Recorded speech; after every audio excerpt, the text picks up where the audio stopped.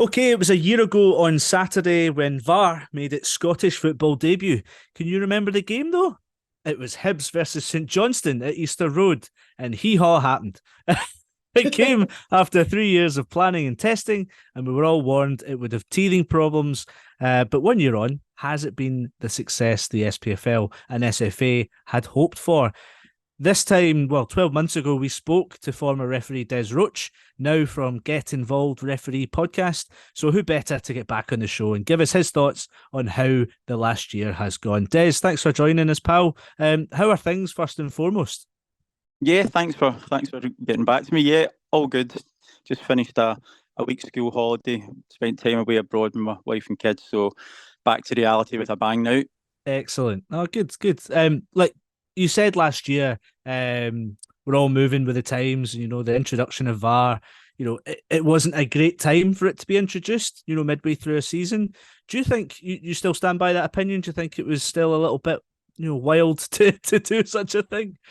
I think yeah, I do, and I still hold the opinion that you're bringing in a piece of technology that's going to turn around the way the game's played, and people get decisions in August, September that they don't now get in November, December. And those points, thankfully, it didn't seem to contribute to any one team's major failings. But you are changing the landscape massively. Um, my opinion at the time, they rushed it in too quickly without addressing the potential teething problems. Yeah, I think that was proven, and it was proven in a number of occasions throughout the season last year. The guys that are operating it, they don't want to get it wrong. They want to get everything you can possibly right. Yes, the technology's there to use it, but come on, make sure it's up and running, and the guys operating it are there so that you're getting not just you're not just getting the high, you're getting. There's really no excuse for you not to get the major decisions right if this Mm-hmm. technology is there to be used correctly. Just in general, then looking at the year before we delve into the kind of the nitty gritty of it all, do you think it has been quite a straightforward process, obviously with its few kind of flaws along the way, or do you think it's just been full of controversy and it's just been a kind of nightmare of a year? What's your kind of take on it? I wouldn't say it's been a controversy. I wouldn't sorry a car crash or anything like that. It came in. We've had expected teething problems. It has made contributions to games, but it has been proven that they've got decisions correct, and that's what it's there for. There have been the other occasions where we've just not known why that decision was reached. It is now an expectation almost amongst the supporters that as soon as the referee is called across to go to the monitor, then he will be changing his decision. And that's not the way it should be operating. You can get the advice from the VAR official at the central base, but the referee should still have the courage of his own convictions. And if the on-field referee is seeing it in a different manner, then I would like to see them continue to challenge it and say, no, I'm happy to stay. But football's a game of skill and error. Players make mistakes, referees make mistakes, but we just hope that we iron it out and we're not making the same mistakes and we're getting less and less as we go on. But as an introduction, yes, great idea. Operationally, I think it could have been a little bit more smoothly run out. That is one thing I was actually going to ask was looking back, I can't personally remember any from watching games myself. Maybe you guys maybe remember specific instances, but has the ref ever went to the monitor and actually decided to keep his original decision? Because if it has happened, it's very few and far between, isn't it? There have been a few, yeah. Willie Collum, I think, was the first one to do it at Ibrox last year. Um, I might be wrong with the game, but certainly he was the first one to go across and not take the advice. And there have been a few other ones, not many. I would say maybe only less than 5% of calls are ever gone against. But I still think the referee on the field of play, if he's got a solid view of it and a solid feeling for it, Mm-hmm. I would take a lot of persuading me to change my mind.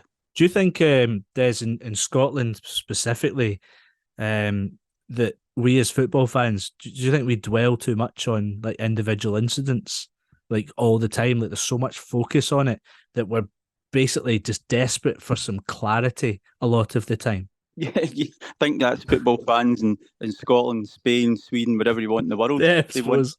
they want to have no fouls go against their own team, no goals go against their own team, no conspiracies against their own team. That's just the way it is. But with relation to your question, I think we can get too focused on one thing. Do you know what? If mistakes happened, forget it, move on to the next one. Mm-hmm. Move on to the next incident. It's like if you lose a goal, you're only one down. You can still come back and win 2-1, get a draw, etc. If a referee makes a mistake, he's making it honestly, and I genuinely mean that. He's made an honest mistake, and he's then got to get that out of his mind to go and get the next decision correct. Because I've always thought with VAR, a lot of people hate it because it takes so long, or they hate it because they say it's ruining the game or whatever. And very early on they were saying it'll ruin the conversation in the pub. But the fact that these things still get wrong and that we're still talking about it now, it's just added another dynamic to the game, if anything. Do you agree? Yeah, it's just added another layer to the cake that's Scottish football, isn't it? We've just got to work our way through another tier. But like anything, it's here to stay. It's not going away. We just need to make sure that we're operating it better. And I'm sorry, but we are going to get natural breaks in play if there's a goal that has to be checked, or if there's a particular game match incident that has to be checked. It is getting a bit Americanized. But we've just got to make sure these are a lot slicker and that we're not taking 3 minutes to say, right, that goal actually counts now, so you can go and celebrate, and it takes another minute to get the game started. The free flowing of it would be a far better operational use. That is one of the things that, I mean, I've been quite vocal. I just don't like it in general. And I'm very much on the kind of emotional supporter side of things. So I'm quite interested to know, Des, what you're thinking from a more like logical and referee and professional perspective. Firstly, it's the time it takes. Crawford Allen was talking this week about implying that 3 minutes was actually quite quick, which surprised me because 3 minutes waiting is like an absolute lifetime when you're in that moment. So that's one thing that bugs me the most. The other thing is, I feel like we're dwelling too much on the absolute intricacies of fouls and incidents to the point where we're not actually considering, is this clear and obvious? We're trying to strip it all the way back, all the layers down to get an actual scientific answer, when actually it wasn't clear and obvious, so why are we even dwelling on it? So I'm interested to know, are we right in doing that? Or should we kind of relax a little bit? Yeah, I think the first thing I need to address there, right from the top, is not many folk call me logical if you talk to my friends and family, so I'll take that as a massive compliment. And certainly not a lot of folk that see me refereeing, they always wondered where I was plucking my ideas from. Regarding the time that it takes, now, when any goal is scored, we also have to check that it's valid. Then you have to check there's not been any foul play in the lead up to it, the attacking player pathway. I understand that. There is a tremendous amount of discussion going on in the VAR room. It's not just the referee or the VAR referee and the VAR assistant referee. There's somebody there who's showing the clips. There's an observer. They're asking to see which view they want of the 6 cameras that are there. They're then having to talk to the match official on the ground and say, can you go across and have a look? Or we are potentially looking at something. It may be nothing. So 3 minutes may seem a long time, and I agree. I think it's a long time if I'm watching football.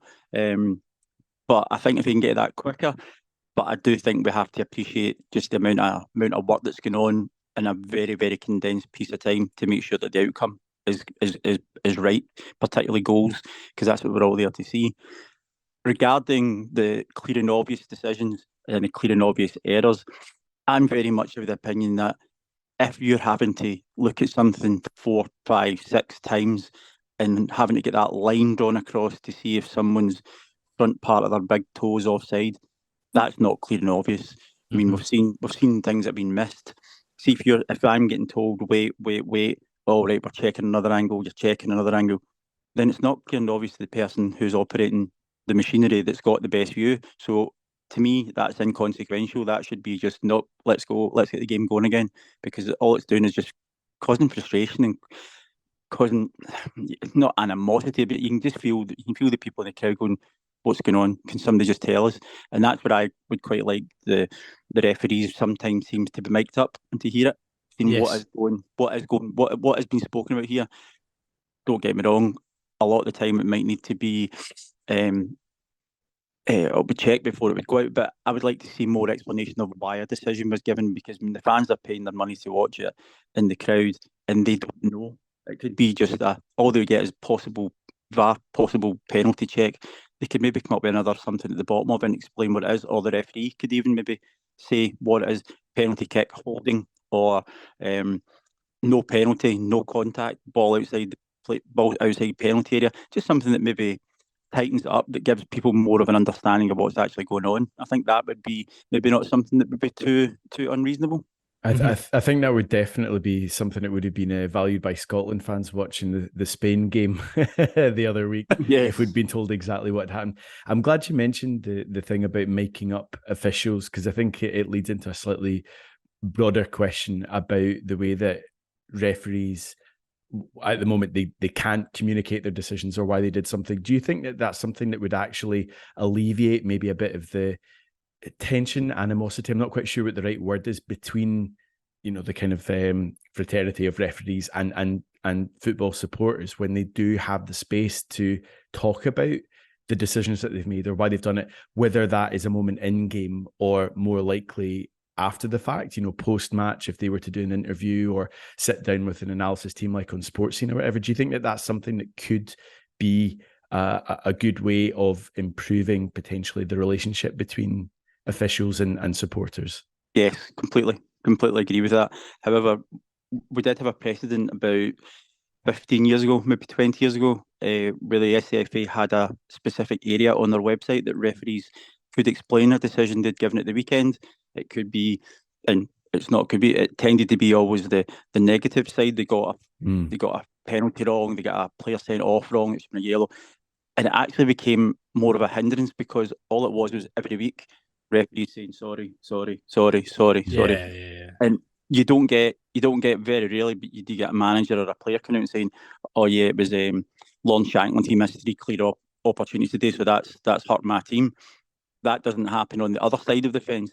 But I do know, and I think it would need to be managed in such a way that I do know that a lot of the referees would like the opportunity to speak, or to be able to give a comment, or to maybe, I don't know, have it within a report the reason why such and such was given. And I think most minded and sane football fans would appreciate it. They don't have to agree with it, but they would appreciate the honesty of the referee saying, "Well, do you know what? I didn't see that penalty incident because there was 8 players in the box. The goalkeeper jumped up and somebody get pushed at the back post." That's where, if VAR picks that up, Yeah. that'd be ideal to turn around and say, "Penalty for Hibernian, number 4, holding jersey. The yellow card, red card, whatever the sanction may be, plays restart, penalty to Hibs." But I wouldn't use it as a tool for every foul that you're given in a game. That wouldn't happen. But I think potential major errors, major incidents during a game and after a game, if it was managed properly, I think Scottish fans would be amenable to that. And I think the journalists would be amenable to it as well. Yeah. Love it. I think I have seen this. Sky Sports have done a kind of documentary on the whole last 12 months of VAR, and I think it's been mentioned where the head of the SFA referees, Crawford Allen, he said he hopes that the kind of release of VAR audio, which you can hear in this program, that could become a regular kind of delivery, if you will, for like, you know, they can, you know, 2 or 3 weeks down the line, people can access, you know, what was more of a kind of, not as an explanation, but people are interested. So if you can just listen to it, they can have their own opinion on it. Slightly different to that precedent you were saying, where referees are apologising. People can just listen to it and come up with their own decisions on how things were handled. Do you think that's a progressive way of thinking? And it won't, if it does come around, do you think it would stay? I think it would, as I said, it would need to be managed very, very closely and very tightly. I do think it is something that would help the image of Scottish football and the understanding of the supporters. Maybe release it a couple of days after it, maybe once all the furore settled down in the refereeing team and the SFA coaches and observers, they could have a little time to discuss it. Okay, the documentary today showed three clips that were all positive, that the refereeing team got correct, which was great. it shows you the amount of detail and depth that the guys have to go through. When it's a wee bit more controversial, or maybe it comes to orderings off and cup final decisions, etc. Yeah, as long as it was handled and managed in the right way, and it was accepted, and people weren't then targeted, as we'd seen in the past as well with some referees, it would just have to be moulded and managed in a way that is best for the image of the game, and obviously best for the referees as well, to be supportive and be used as an educational tool. One thing I noticed from watching that documentary was there's 3 people in the actual VR room itself. Even at times were more than that, because I'm not actually quite sure if all the VARs in the one room or not. I couldn't get a judge of, if they are. From what discussion I've had, I don't think they are, and I don't think they can be. In fact, I'd be amazed if they were in the one. I was thinking that it would be chaos if that was the case. There'd be so much going on and so much talking, and if you're saying something's taking 3 minutes, 4 minutes, can you imagine 5 games on a Saturday and you've got 15 officials in there and observers and the technicians. So no. Okay, so say we've got 1 to a room then. That's a wee bit less chaotic than what I was picturing, but great. You've got 3 there, maybe a wee bit more, and then you've obviously got the 4 officials at the game itself. From your perspective, when you're actually refereeing a game, does that become too many? I know you're not personally going to hear all the voices at once, but is it becoming almost over ref because there are so many voices are having a say in things? That can be an issue. Now, I didn't work with VAR, but I certainly worked when we're all communication through the headsets, and we could communicate between the 4th official and the 2 assistants. Some referees like a lot of talking, keeps them on their edge, or some people don't. They just want instant details when it's coming to them.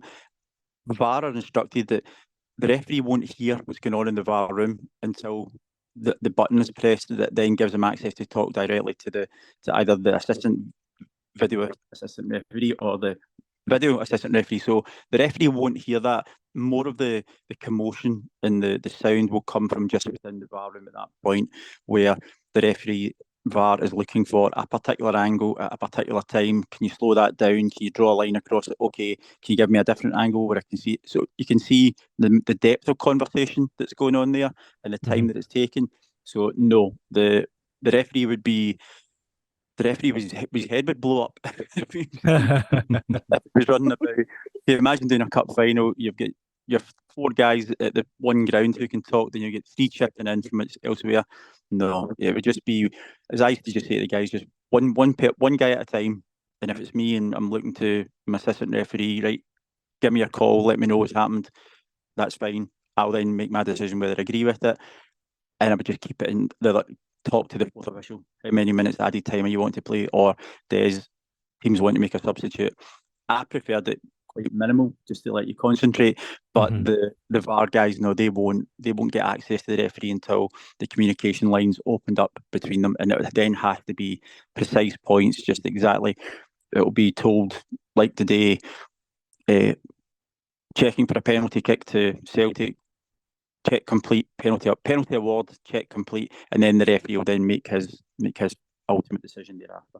From a production point of view, not to add to that noise, but I've produced matches which have had VAR. I've done match replays which have had VAR, and we're always instructed, like the whole process was, we're never to be involved from a production point of view. We're never to supply other angles. So VAR are all kind of instructed to do their own thing. They have to source the angles that they want to look at first and whatnot.